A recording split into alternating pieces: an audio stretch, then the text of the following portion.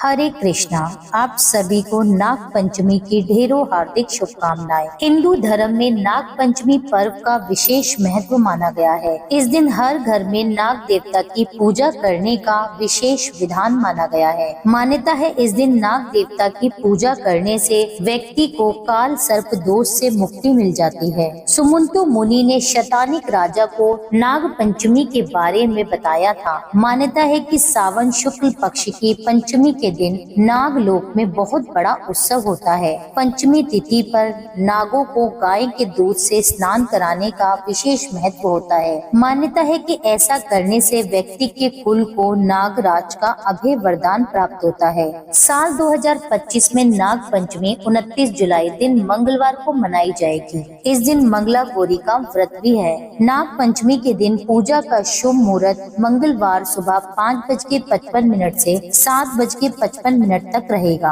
आज के इस वीडियो में मैं आपको नाग पंचमी की प्राचीन कथा सुनाऊंगी, जिसे आज के दिन अवश्य सुनना या पढ़ना चाहिए। तो आइए मेरे साथ पूरी श्रद्धा से आज के दिन नाग पंचमी की कथा का श्रवण करते हैं। बोलिए नाग देवता की जय, मंगला गौरी की जय। पौराणिक कथा के अनुसार प्राचीन समय की बात है। किसी नगर में एक सेठ जी रहा करते थे, जिनके 7 पुत्र थे और 7 का ही विवाह हो चुका था। उनका जो सबसे छोटा पुत्र था, उसकी पत्नी श्रेष्ठ चरित्र और सुशील स्वभाव की थी, परंतु उसके भाई न था। एक दिन उस घर की बड़ी बहू ने घर लीपने के लिए पीली मिट्टी लाने के लिए सभी बहुओं को अपने साथ चलने को कहा, तो सभी एक साथ डालियां और खुरपी लेकर मिट्टी खोदने के लिए उनके साथ निकल पड़ी। जब बहुएं वहां मिट्टी खोद रही थी, तभी वहां पर एक सर्प निकला, जिसे बड़ी बहू खुरपी से मारने लगी। छोटी बहू ने बड़ी बहू को रोकते हुए कहा,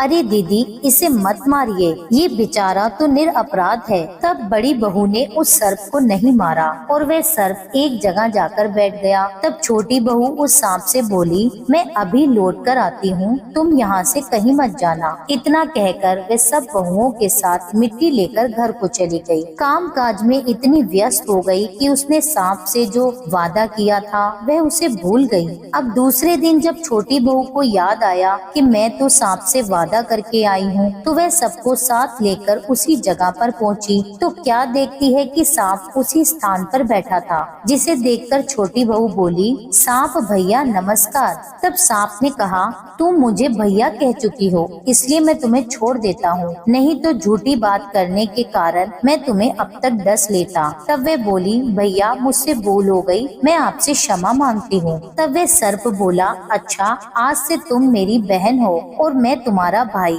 जो तुमने मुझसे मांगना है मांग लो। वह बोली, मेरा कोई भाई नहीं है। अच्छा हुआ तुम मेरे भाई बन गए। कुछ समय व्यतीत होने के बाद वह सांप मनुष्य का रूप धारण करके छोटी बहू के घर गया और उसके घर वालों से कहने लगा, मेरी बहन को भेज दो। सबने कहा, इसका तो कोई भाई नहीं है, फिर तुम कौन हो? सांप ने बोला, मैं इसका दूर के रिश्ते का भाई हूँ, बचपन से ही मैं बाहर चला गया था। उसके विश्वास दिलाने पर परिवार के लोगों ने छोटी बहू को उसके साथ भेज दिया। उसने मार्ग में बताया कि मैं वही सांप हूँ, इसलिए तू डरना मत और जहाँ चलने में कठिनाई हो वहाँ मेरी पूंछ पकड़ लेना। छोटी बहू ने वैसा ही किया जैसा उसे सांप ने कहा था। इस प्रकार सांप के साथ वे उसके घर पहुँच गई। सर्प के घर के धन ऐश्वर्य को देखकर वे चकित रह गई। इस तरह से वे उसके घर पर रहने लगी। एक दिन सर्प की माता ने उससे कहा, मैं काम से बाहर जा रही हूँ, तुम अपने भाई को ठंडा दूध पिला देना। बहू को इस बात का ध्यान ही नहीं रहा और उसने सर्प को गर्म दूध पिला दिया,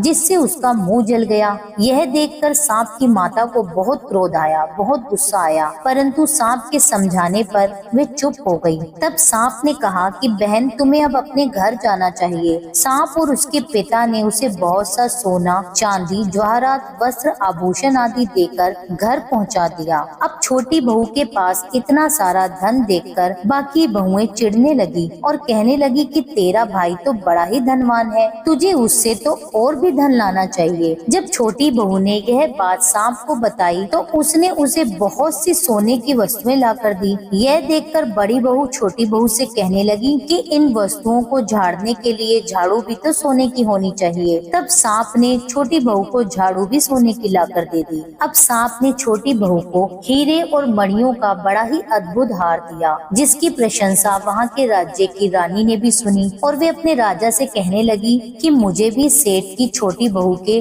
जैसा ही हार चाहिए। राजा ने अपने मंत्रियों को आदेश दिया कि जाओ तुरंत वह हार लेकर आओ। मंत्री ने सेठ जी से जाकर कहा कि महारानी छोटी बहू का हार पहनेंगी, वह हमें दे दीजिए। सेठ जी ने भी डर के कारण छोटी बहू से हार लेकर उन्हें दे दिया।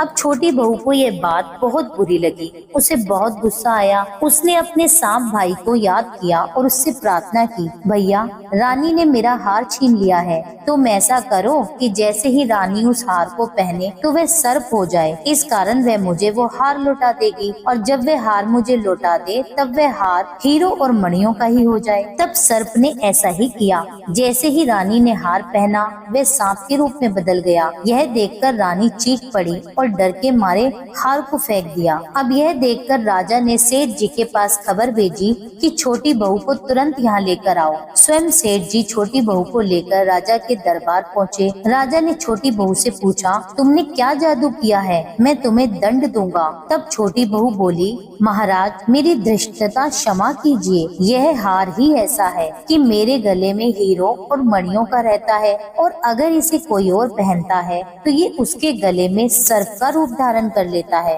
राजा ने छोटी बहू की बात सुनकर उसे आज्ञा दी कि तुम अभी इस हार को पहन कर दिखाओ। अब जैसे ही छोटी बहू ने उस हार को पहना तो वह हीरो और मणियों का हो गया। यह देखकर राजा ने छोटी बहू को बहुत सी मुद्राएं पुरस्कार में दी। छोटी बहू उपहार और हार लेकर घर को लौट गई। इतना सारा धन देखकर बड़ी बहू ने ईर्ष्या के कारण उसके पति को सिखाया कि छोटी बहू के पास न जाने कहां से इतना धन आया है। यह सुनकर उसके पति ने उसे बुलाया और कहा, ठीक ठीक बताना ये धन तुम्हारे पास कहां से आया है। तब छोटी बहू ने फिर से अपने सर्प भाई को याद किया। उसी समय सर्प वहां प्रकट हो गया और कहने लगा, यदि मेरी धर्म बहन के आचरण पर किसी ने संदेह किया तो मैं उसे खा लूंगा। यह सुनकर छोटी बहू का पति बहुत प्रसन्न हुआ और उसने सर्प देवता का सत्कार किया। मान्यता है कि उसी दिन से नाग पंचमी का त्योहार मनाया जाता है और स्त्रियां सांप को भाई मानकर उसकी पूजा करती हैं। यहीं पर ये कथा संपूर्ण होती है। बोलिए नाग देवता की जय। अब आप सुनिए नाग पंचमी की एक और पौराणिक कथा।